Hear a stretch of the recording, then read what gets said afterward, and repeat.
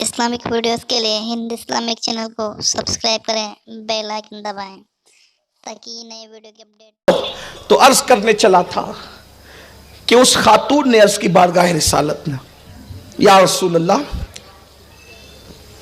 میں ممبر بنانا چاہتی ہوں اور چاہتی ہوں کہ آپ ممبر پر جلوگر ہوں۔ سرکار نے ان کو اجازت دی۔ اس سے پتہ چلا کہ سب سے پہلا ممبر بارگاہ رسالت جو ہے وہ مسجد کے اندر ایک عورت نے لگا، ممبر لگ گیا۔ اب یہ بھی ایک بات آپ کو بتاؤں آگے بڑھنے سے پہلے، حضور ممبر پر تیسرے زینے پہ بیٹھتے تھے۔ کون سے زینے پہ؟ تیسرے۔ لیکن جب حضور کا وصال ہو گیا اور صدیق اکبر دوسرے پہ بیٹھتے تھے، بیچ والے پہ۔ صدیق اکبر کا وصال ہو گیا تو فاروق اعظم پہلے پہ بیٹھتے تھے۔ جب ان کی بھی شہادت ہو گئی تو عثمان غنی پھر تیسرے پہ بیٹھنے لگے۔ کسی نے حضرت عثمان غنی سے پوچھا، دیکھو یہ صحابہ کا مسلک ہے، یہ مسلک صحابہ ہے، یہ صحابہ کی فکر ہے۔ حضرت عثمان غنی سے پوچھا، اے عثمان، حضور تیسرے پہ بیٹھتے تھے، صدیق اکبر دوسرے پہ بیٹھتے تھے، فاروق اعظم پہلے پہ، آپ پھر تیسرے پہ بیٹھتے ہیں، وجہ کیا ہے؟ قربان عثمان غنی کہتے ہیں صدیق اکبر دوسرے پہ اس لیے بیٹھتے تھے، ہائے ہائے، صدیق اکبر دوسرے پہ بیٹھتے تھے، صدیق اکبر دوسرے پہ بیٹھتے، فاروق اعظم پہلے پہ بیٹھتے تھے۔ میں تیسرے پہ کیوں بیٹھا؟ تیسرے پہ میں عثمان غنی کہتے اگر پہلے پہ بیٹھوں گا تو لوگ مجھے عمر کے برابر سمجھیں گے، اگر پہلے پہ بیٹھا لوگ مجھے عمر کے برابر سمجھیں گے، اور دوسرے پہ بیٹھا تو لوگ مجھے ابو بکر کے برابر سمجھیں گے۔ تیسرے پہ اس لیے بیٹھا کہ امت جانتی ایمان والوں کا عقیدہ ہے کہ کوئی نبی کے برابر ہو ہی نہیں سکتا، کوئی نبی کے برابر ہوئے۔ میں وہاں جا کے بیٹھا جہاں برابری کا تصور ختم ہو جاتا ہے۔ پتا چلا نبی کی برابری کی بات کرنا یہ منافقین کا عقیدہ تو ہو سکتا ہے، یہ عاشقوں کا عقیدہ نہیں ہو سکتا۔ اس لیے عثمان غنی نے کہا پہلے پہ بیٹھوں گا لوگ عمر کے برابر سمجھیں گے، دوسرے پہ بیٹھوں گا لوگ ابو بکر کے برابر سمجھیں گے، لیکن وہاں بیٹھا جہاں برابری کا تصور ہو نہیں سکتا۔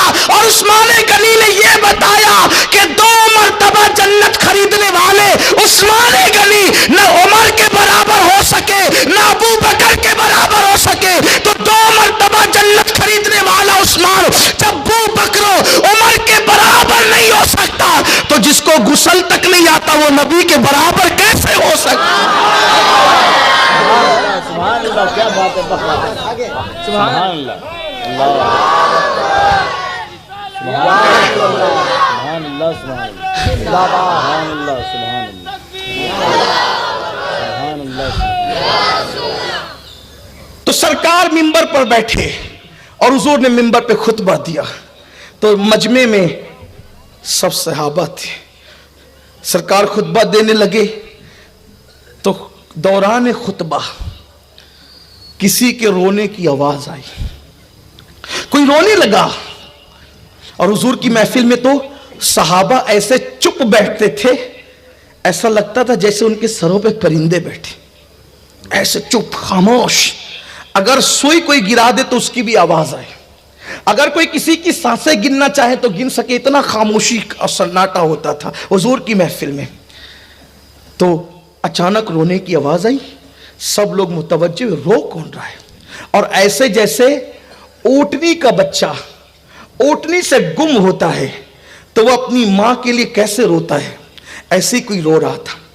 لوگ پریشان تھے، رو کون رہا ہے، یہاں رونے کی کس کی آواز آ رہی ہے؟ حضور ممبر سے اترے اور اترنے کے بعد وہ کھجور کا سوکھا تنا، کھجور کا سوکھا تنا جس سے ٹیک لگا کے حضور خطبہ دیتے تھے، حضور نے اس کو سینے سے چمٹایا، جیسے ماں کسی بچے کو سینے سے لگا کر کے چمٹاتی ہے نا، روتے بچے ہو۔ اور جب بچہ زیادہ رو لیتا ہے نا، جب بچہ زیادہ رو لیتا ہے تو کیسے وہ سسکیاں لے لے کر چپ ہوتا ہے، ویسے ہی وہ کھجور کا تنا رو رہا تھا اور حضور اس کو تسلیہ دے رہے تھے اور وہ سسکیاں لے کے چپ ہو رہا تھا۔ خیر سے یہ روایت سیاہ ستہ میں موجود ہے، اور سیاہ ستہ میں بھی وہ کتاب جو پہلے نمبر کی کتاب ہے، اس میں موجود. حضور نے اس کو تسلی دی اور اس نے سسکیاں لیتے ہوئے چھپ ہوا. پھر حضور نے اس سے باتیں کی. حضور نے اس سے, کیسا نبی اپنا نبی ہے جو صرف انسانوں کی بولیاں نہیں پرندوں کی بولیاں بھی, صرف پرندوں کی بولیاں نہیں کنکریوں کی بولیاں بھی, صرف کنکریوں کی بولیاں نہیں درختوں کی بولیاں بھی.